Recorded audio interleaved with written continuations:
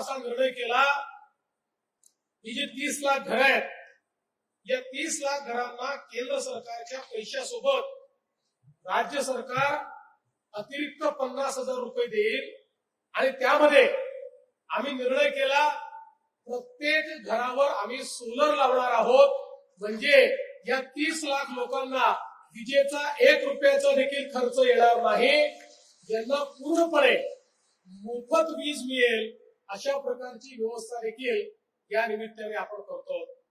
आज खरं म्हणजे सोलापूरने एक चांगला पॅटर्न तयार केलाय।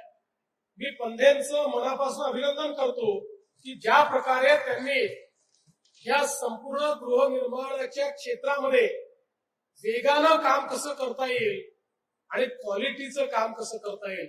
आपल्यापैकी कोणी जाऊन घर बघा, एखाद्या खासगी बिल्डरलाही लाजवेल अशा चांगल्या क्वालिटीचं घर या ठिकाणी तयार करण्यात आलेलं आहे।